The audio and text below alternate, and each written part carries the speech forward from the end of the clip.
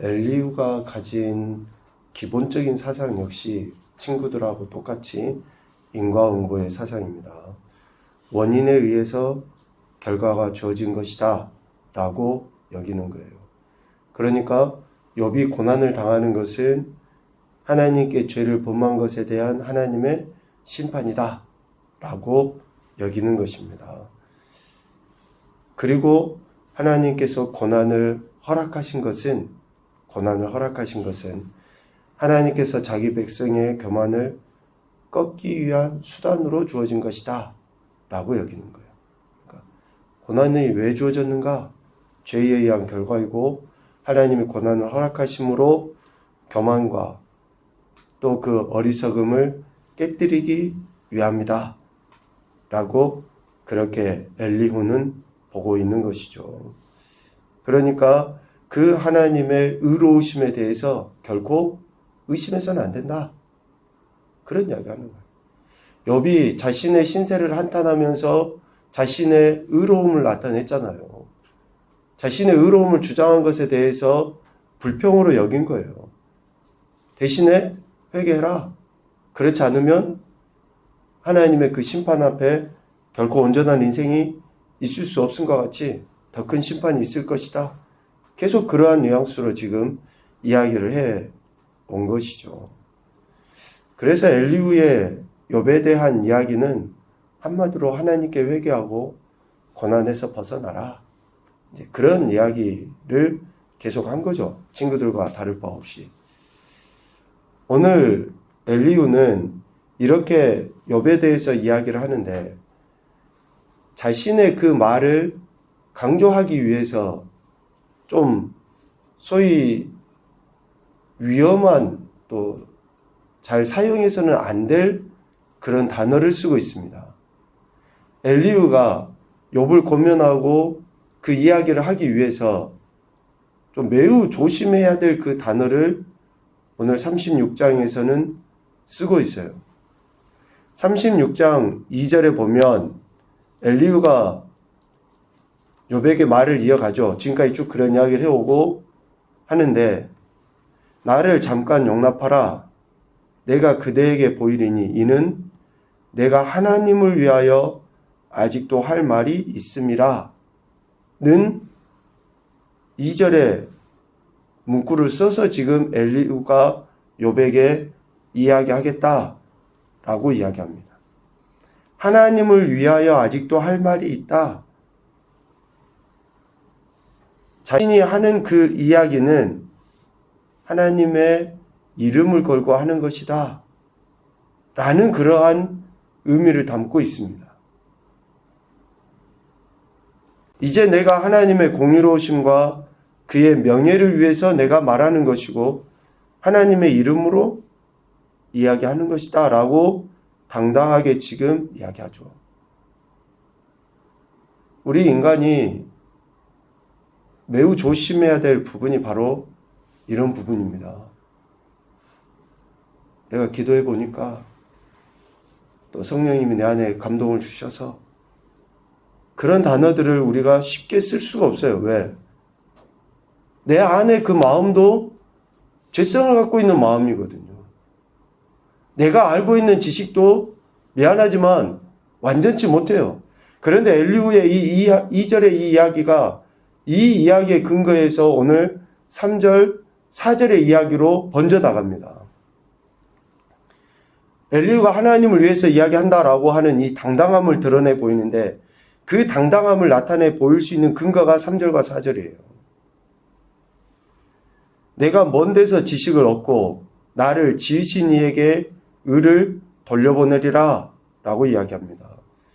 이 3절의 이야기에 대해서 해석해 놓은 주석가들의 이야기를 들어보면 자신의 지식과 말이 하나님의 영감을 받았으며 교훈이 될 만한 이야기다 라고 강조한 거라 그래요. 자기가 하는 지식, 자기가 하는 지혜, 이런 모든 말들은 하나님의 영감을 얻어서 하는 말이다 라고 이야기하는 거예요. 그러니까 2절처럼 내가 하나님을 위하여 말한다 라고 말할 수 있는 거죠. 하나님으로부터 영감을 얻어서 하는 이야기이기 때문에 그러면 듣는 사람은 어떻게 들어야 될까요?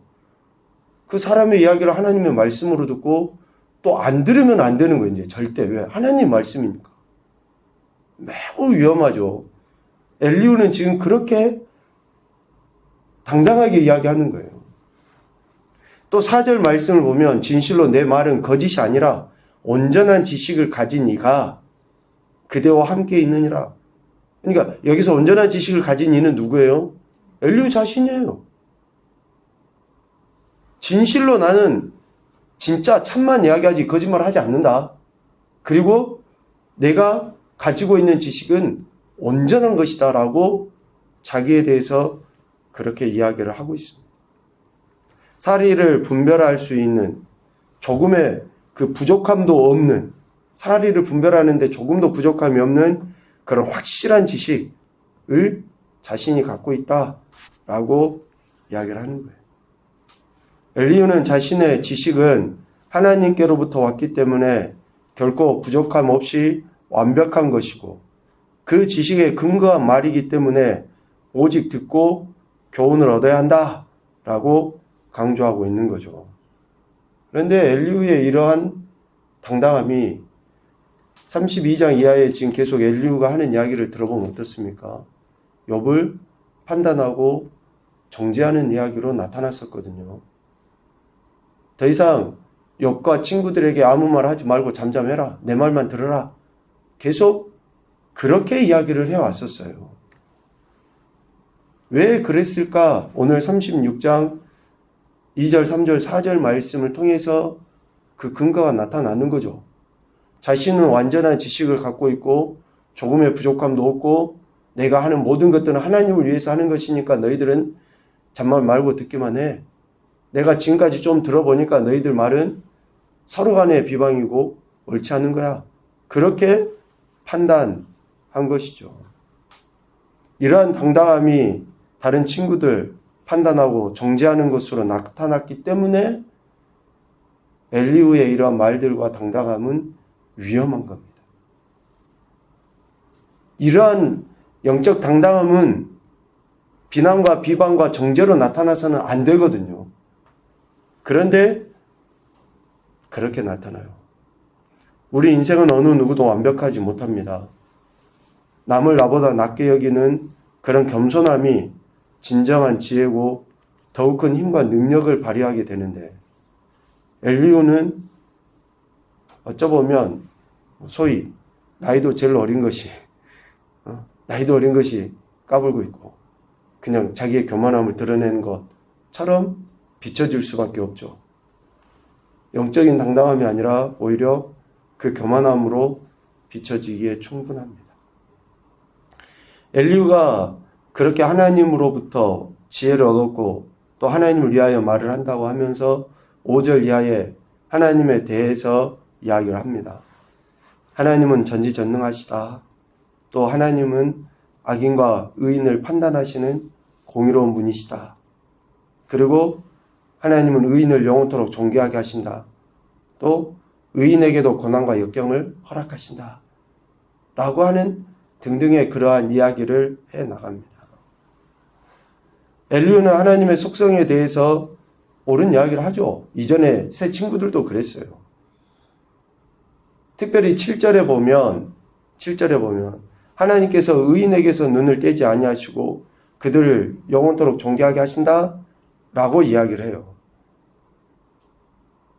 의인에 대해서 이렇게 하나님이 은혜를 베푸신다라고 이야기하는데 8절 혹시 의인들이 족쇄에 매이거나 환난의 줄에 얽힌다 그러면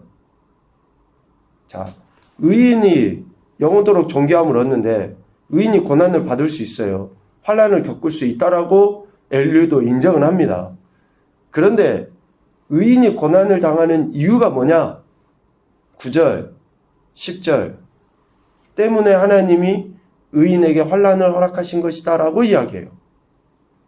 9절, 10절 의인들의 소행과 악행과 자신들의 교만한 행위를 알게 하시고 그러니까 아무리 의롭다 할지라도 하나님 앞에 악행이 있고 교만한 행위가 있기 때문에 그것을 알게 하시기 위하여 하나님이 8절 족쇄에 매이게 하고 환난의 줄에 얽히게 하는 것이다 라고 이야기합니다.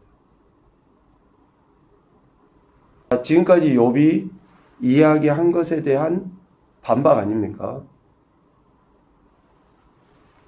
하나님께서 의인은 영원토록 존귀하게 하시지만 그들에게 대한 이러한 환난을 고난을 허락하시는 것은 의인이라 할지라도 악행이 있고 교만함이 있어서 그것을 하나님께 회개하고 돌이키도록 하기 위해 하나님이 환난을 허락하신 것이고 귀를 열어 하나님의 교훈을 듣고 죄악에서 돌이키도록 하시기 위함이다 라고 10절에 분명히 이야기합니다.